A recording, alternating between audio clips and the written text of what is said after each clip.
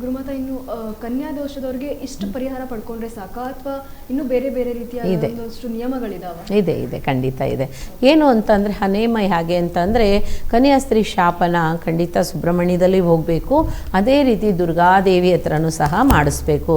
ದುರ್ಗಾದೇವಿ ಹತ್ರ ನಾವೇನು ಮಾಡಬೇಕು ಅಂತಂದರೆ ಮಂಗಳವಾರ, ಅದರಲ್ಲೂ ಮಂಗಳವಾರ ನೋಡಿ ರಾವ್ಗಾಲದಲ್ಲಿ 3 to 4:30ವರೆಗೂ ರಾವ್ಗಾಲ ಇರುತ್ತೆ.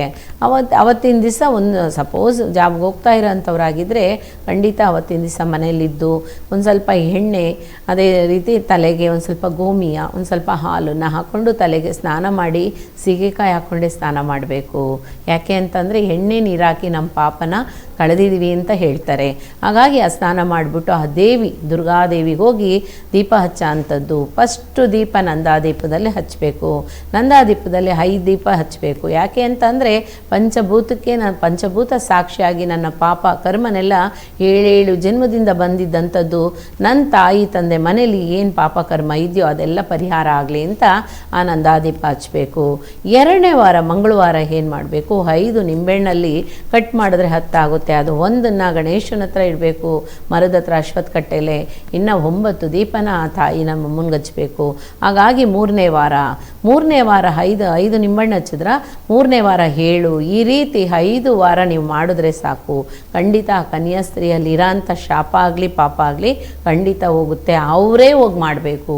ಯಾರು ಕನ್ಯೆನೋ ಅವರೇ ಹೋಗಿ ಮಾಡಬೇಕು. ಆವಾಗಲೇ ಅವ್ರಿಗೂ ಸಹ ಒಳ್ಳೆಯದಾಗುತ್ತೆ. ಒಂದು ಕೆಲಸ ಆಗಲಿ, ಒಂದು ಕಾರ್ಯಕ್ಕೆ ಹೋಗ್ತಾ ಇದ್ದೀವಿ, ಒಳ್ಳೆಯದಾಗಬೇಕು. ಅಥವಾ ನಾನು ವರ್ಕ್ ಮಾಡೋ ಅಂಥ ಜಾಗದಲ್ಲಿ ನನಗೂ ಸಹ ಒಂಥರ ಹಿಂಸೆ ಕೊಡ್ತಾ ಇದ್ದಾರೆ, ಡಿಸ್ಟರ್ಬ್ ಮಾಡ್ತಾ ಇದ್ದಾರೆ ಅನ್ನೋಂಥದ್ದು ಸಹ ತಡೆ ಆಗುತ್ತೆ. ಎಲ್ಲ ವಿಷಯಗಳಿಗೂ ಸಹ ಪರಿಹಾರ ಆ ದುರ್ಗಾ ಮಾತೆನೇ. ಆ ದುರ್ಗಾ ದೇವಿಯಿಂದ ಪಡ್ಕೊಳ್ಳೋ ಅಂಥದ್ದು ಎಲ್ಲನೂ ಸರಿ ಸಕ್ಸಸ್ ಆಗುತ್ತೆ. ಅದೇ ರೀತಿ ಶುಕ್ರವಾರ ಕನ್ಯಾಸ್ತ್ರೀಗಳು ಶುಕ್ರವಾರನೂ ಸಹ ಆ ರಾವ್ಗಾಲದಲ್ಲಿ ಬೆಳಗ್ಗೆ ಟೈಮಲ್ಲಿ ಹೋಗಿ ಪ್ರಾರ್ಥನೆ ಮಾತ್ರ ಮಾಡಿದ್ರೆ ಸಾಕು. ಪೂಜೆ ಕೊಟ್ಟು ಅರಿಶಿಣದಲ್ಲಿ ಅಭಿಷೇಕ ಮಾಡಿಸ್ಬೇಕು. ಅರಿಶಿಣದಲ್ಲಿ, ಕುಂಕುಮದಲ್ಲಿ, ಹಾಲಲ್ಲಿ ಅಭಿಷೇಕ ಮಾಡಿಸುವಾಗ ಅದು ತಾಯಿ ಎಷ್ಟು ತಣ್ಣಗೆ ಹಾಕ್ತಾಳೋ ಅಷ್ಟೇ ತಣ್ಣಗೆ ನಮ್ಮ ಮನಸ್ಸು ಸರ ಶುದ್ಧ ಆಗುತ್ತೆ. ಮನಸ್ಸಲ್ಲಿ ಇರೋ ಅಂಥದ್ದು ಎಲ್ಲ ಡಿಸ್ಟರ್ಬೆನ್ಸ್ ಆಗಿರೋ ಅಂಥದ್ದು ಎಲ್ಲನೂ ಬಿಡುಗಡೆ ಆಗುತ್ತೆ. ರಿಲ್ಯಾಕ್ಸೇಷನ್ ಆಗಿ ಇರ್ಬೋದು. ಅದಕ್ಕೆ ಹೇಳೋದು ದುರ್ಗೆ ದೇವಿನ ಎಷ್ಟೇ ನಾವು ಪ್ರಾರ್ಥನೆ ಮಾಡಿದ್ರೇನೂ ಸರಿ ಅಷ್ಟೇ ಒಳ್ಳೆಯದಾಗುತ್ತೆ ಅಂತ ಹೇಳ್ತಾರೆ. ಖಂಡಿತ ಅದನ್ನು ಮಾಡಿ, ಖಂಡಿತ ಒಳ್ಳೆಯದಾಗುತ್ತೆ. ಕನ್ಯರಿಗೆಲ್ರಿಗೂ ಒಳ್ಳೆಯದಾಗಲಿ, ಭಗವಂತ ಆಶೀರ್ವಾದ ಮಾಡಲಿ. ವೀಕ್ಷಕರೇ, ಯಾವುದೇ ರೀತಿಯ ಕಷ್ಟಗಳಾಗಿರ್ಬೋದು, ಯಾವುದೇ ರೀತಿಯ ಸಮಸ್ಯೆಗಳಾಗಿರ್ಬೋದು, ನಿಮಗಿರುವಂತಹ ಒಂದು ನೇರವಾದಂತಹ ಪರಿಹಾರ ಅಂತ ಅಂದರೆ ನಿಮ್ಮ ಸ್ಕ್ರೀನ್ ಮೇಲೆ ಡಿಸ್ಪ್ಲೇ ಆಗ್ತಿರುವಂತಹ ನಂಬರ್. ಈ ನಂಬರ್ಗೆ ಕರೆ ಮಾಡೋದ್ರಿಂದ ನಿಮಗಿರುವಂತಹ ಎಲ್ಲ ಸಮಸ್ಯೆಗಳು ದೂರ ಆಗುತ್ತೆ ಅಂತಲೇ ಹೇಳ್ಬೋದು. ಪ್ರತಿಯೊಂದು ಸಮಸ್ಯೆಗೂ ಒಂದೊಂದು ಪರಿಹಾರ ಇದ್ದೇ ಇರುತ್ತೆ. ಆ ಪರಿಹಾರ ಏನು ಅಂತ ನೀವು ಕಂಡುಕೊಳ್ಬೇಕು. ಆ ಕಂಡುಕೊಂಡಾಗ ಮಾತ್ರ ನಿಮಗಿರುವಂತಹ ಸಮಸ್ಯೆಗಳಿಗೆ ಪರಿಹಾರ ಸಿಗುತ್ತೆ. ಖಂಡಿತ ಈ ನಂಬರ್ಗೆ ಕರೆ ಮಾಡಿ ನಿಮ್ಮೆಲ್ಲ ಸಮಸ್ಯೆಗಳಿಗೆ ಪರಿಹಾರ ಪಡ್ಕೊಳ್ಳಿ. ಗುರುಮಾತ, ಇನ್ನು ಸರ್ಪದೋಷ ಆಗಿರ್ಬೋದು, ನಾಗದೋಷ ಆಗಿರ್ಬೋದು, ಮತ್ತೆ ಕನ್ಯಾ ದೋಷ ಆಗಿರ್ಬೋದು, ಇದರ ಬಗ್ಗೆ ತಿಳಿಸ್ಕೊಟ್ರಿ. ಅದೇ ರೀತಿಯಾಗಿ ನೆನೆ ಮಂಗಳ ದೋಷದ ಬಗ್ಗೆನೂ ಸಹ ನಾವು ಒಂದಷ್ಟು ಮಾತಾಡಿದ್ವಿ. ಯಾಕೆ ಬರುತ್ತೆ, ಎಲ್ಲಿಂದ ಕಾಡುತ್ತೆ, ಯಾವೆಲ್ಲ ರೀತಿಯಲ್ಲಿ ಅವಾಂತರಗಳನ್ನ ಸೃಷ್ಟಿ ಮಾಡುತ್ತೆ, ಯಾವೆಲ್ಲ ರೀತಿಯಲ್ಲಿ ಜೀವನದಲ್ಲಿ ಏರಿಳಿತಗಳು ಉಂಟಾಗುತ್ತೆ, ಇವೆಲ್ಲವೂ ಸಹ ತಿಳಿಸ್ಕೊಟ್ರಿ. ಇದಕ್ಕಿರುವಂತಹ ಪರಿಹಾರ ಏನು? ಅದಕ್ಕೆ ಇನ್ನೂ ವಿಶೇಷತೆ ಇದೆ. ನಾವು ನೋಡಿ, ಮಂಗಳ ದೋಷ ಸೆವಾದೋಷ ಅಂತಾರೆ, ಮಂಗಳ ದೋಷ ಅಂತಾರೆ, ಕುಜದೋಷ ಅಂತಾರೆ. ಅದಕ್ಕೆ ಹೇಳ್ದಿರ ಅಂತ ವಿಷಯ 5 ಇದೆ. ನಾನು ಅದು ಓಪನ್ ಆಗಿ ಹೇಳಲ್ಲ. ಇರೋ ಅಂಥವ್ರು ಕಾಲ್ ಮಾಡಿ ಆ ವಿಷಯನ ನಿಮ್ಮ ಹತ್ರ ನಾನು ಶೇರ್ ಮಾಡ್ಕೊಳ್ತೀನಿ.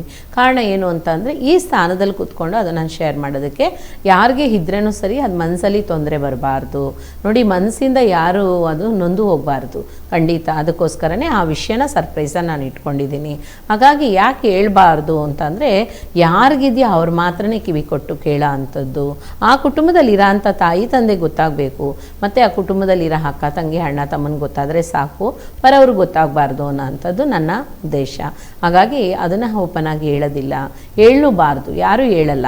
ಈಗ ಜ್ಯೋತಿಷ್ಯರೇ ಆಗಿರಲಿ ಸಹ ಅವರು ಸಹ ಹೇಳ್ಕೊಳ್ಳಲ್ಲ. ಕಾರಣ ಒಂದೊಂದು ವಿಷಯ ಹೇಳ್ತಾರೆ, ಒಂದೊಂದು ವಿಷಯ ಹೇಳಲ್ಲ. ಯಾಕೆ ಅಂತ ಅಂದರೆ ಅದು ಮರೆಮೂಲವಾಗಿ ಇರಬೇಕು, ಅದನ್ನು ಪರಿಹಾರ ಮಾಡಬೇಕು ಅನ್ನೋ ಅಂಥದ್ದು ಒಂದು ಒಳ್ಳೆಯ ವಿಷಯಕ್ಕೋಸ್ಕರನೇ. ಹಾಗಾಗಿ ಅದನ್ನು ಹೇಳಬಾರ್ದು.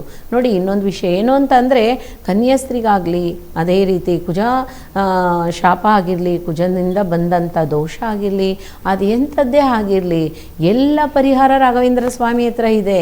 ಯಾಕೆಂದರೆ ಅವತಾರ ಮಹಾಪುರುಷ ಎಲ್ಲ ರೀತಿಲೂ ಅವರಿಂದ ಪರಿಹಾರ ಪಡ್ಕೋಬೋದು. ಖಂಡಿತ ಅದನ್ನು ಸಹ ನಾನು ಪರಿಹಾರ ಮಾಡಿಕೊಡ್ತೀನಿ. ಹೇಗೇನಂಥದ್ದು ಸಹ ತಿಳಿಸ್ಕೊಡ್ತೀನಿ. ಗುರುವೇ ಶರಣಂ. ವೀಕ್ಷಕರೇ, ನಿಮ್ಮೆಲ್ಲ ಕಷ್ಟಗಳಾಗಿರ್ಬೋದು, ನಿಮ್ಮೆಲ್ಲ ಸಮಸ್ಯೆಗಳಾಗಿರ್ಬೋದು, ನಿಮಗಿರುವಂತಹ ನೇರವಾದಂತಹ ಒಂದು ಪರಿಹಾರ ಅಂತ ಅಂದರೆ ನಿಮ್ಮ ಸ್ಕ್ರೀನ್ ಮೇಲೆ ಡಿಸ್ಪ್ಲೇ ಆಗ್ತಿರುವಂತಹ ನಂಬರ್. ಈ ಸಂಖ್ಯೆಗೆ ಕರೆ ಮಾಡೋದ್ರಿಂದ ನಿಮ್ಮೆಲ್ಲ ಸಮಸ್ಯೆಗಳಿಗೆ ಪರಿಹಾರ ಸಿಗ್ತಾ ಹೋಗುತ್ತೆ. ತಪ್ಪದೇ ಗುರುಮಾತಾ ಅವ್ರಿಗೆ ಕರೆ ಮಾಡಿ ಎಲ್ಲ ರೀತಿಯಲ್ಲಿ ನಿಮಗಿರುವಂತಹ ಸಮಸ್ಯೆಗಳನ್ನು ಬಗೆಹರಿಸ್ಕೊಳ್ಳಿ. ವೀಕ್ಷಕರೇ, ಈಗಾಗಲೇ ನಾನು ನಿಮಗೊಂದು ವಿಚಾರವನ್ನು ತಿಳಿಸ್ಕೊಟ್ಟೆ.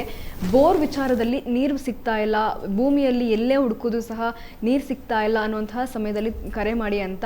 ಈ ವಿಚಾರ ಈ ಹಿಂದೆ ಒಬ್ಬರು ಜೀವನದಲ್ಲಿ ನಡೆದಿದೆ. ಖಂಡಿತವಾಗಿ ಆ ಸ್ಥಳಕ್ಕೆ ಗುರುಮಾತಾ ಹೋಗಿ ನೀರು ಸಿಗುತ್ತಾ ಇಲ್ವಂತ ಚೆಕ್ ಮಾಡಿ, ನೀರು ಬರದೇ ಇದ್ರೂ ಸಹ ಪೂಜೆ ಮಾಡಿ ನೀರು ಬರೋ ಥರ ಮಾಡಿಕೊಟ್ಟು ಇದೀಗ ಅವರು ಮನೆಯೂ ಸಹ ಕಟ್ಟಕ್ಕೆ ಪ್ರಾರಂಭ ಮಾಡಿದ್ದಾರೆ.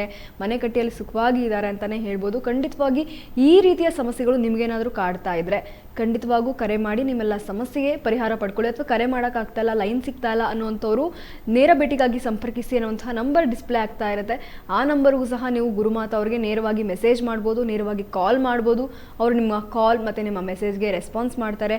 ಇವಾಗ ಆಗಿಲ್ಲ ಅಂದರೂ ಒಂದು ಸ್ವಲ್ಪ ಸಮಯದ ಬಿಟ್ಟು ನಿಮಗೆ ಅವರು ರಿಪ್ಲೈ ಮಾಡ್ತಾ ಹೋಗ್ತಾರೆ. ಖಂಡಿತವಾಗೂ ನಿಮ್ಮೆಲ್ಲ ಸಮಸ್ಯೆಗೆ ಪರಿಹಾರ ಸಿಗುತ್ತೆ.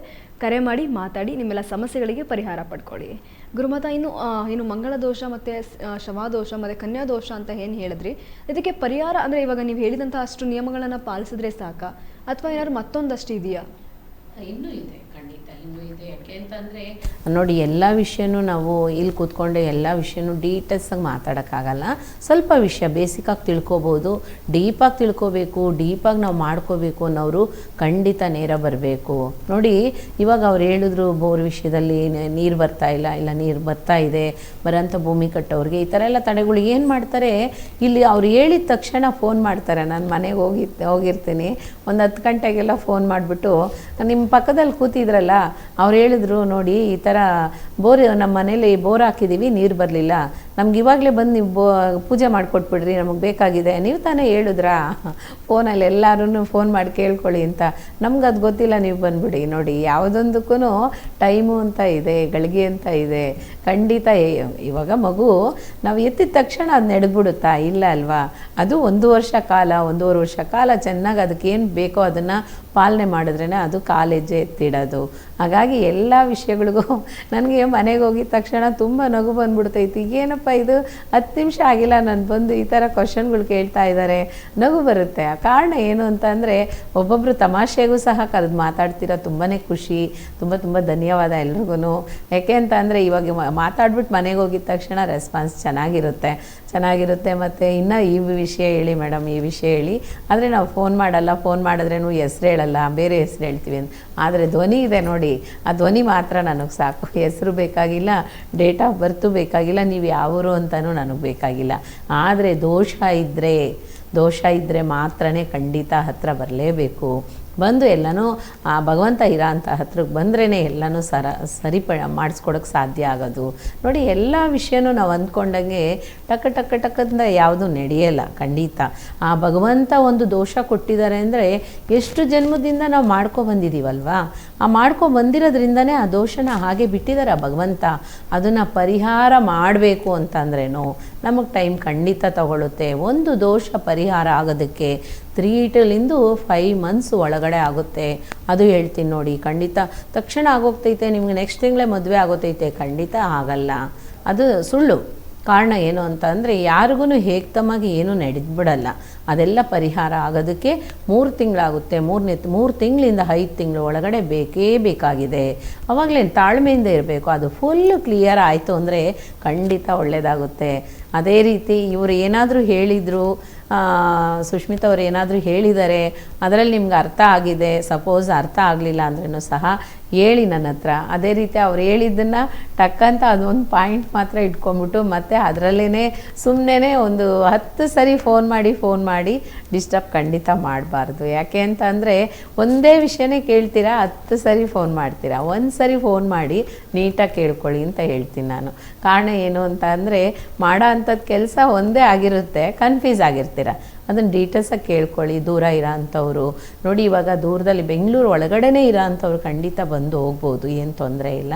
ದೂರದಲ್ಲಿ ಇರೋ ಅಂಥವ್ರು ಖಂಡಿತ ನಿಮ್ಗೇನು ಬೇಕೋ ಅದನ್ನು ನಾನು ಪಾರ್ಸಲ್ ಸರ್ವಿಸಲ್ಲಿ ಕಳಿಸ್ಕೊಡ್ತೀನಿ, ಸ್ಪೀಡ್ ಪೋಸ್ಟಲ್ಲಿ ಕಳಿಸ್ಕೊಡ್ತೀನಿ. ಅದನ್ನು ಹೇಳಿ ಎಂಥದ್ದಾಗಿದ್ರೇನು ಸರಿಪಡಿಸ್ಕೊಡ್ತೀನಿ. ಗುರುವೇ ಶರಣಂ.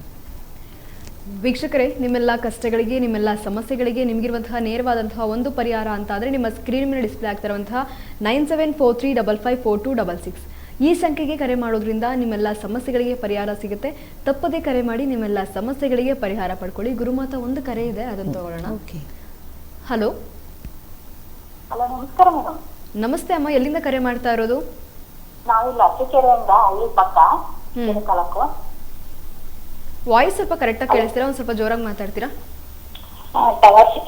ಈಗ ಕೇಳಿಸ್ತಾ ಇದೆಯಾ? ಅಮ್ಮ ಕೇಳಿಸ್ತಾ ಇದೆ, ಹೇಳಿ.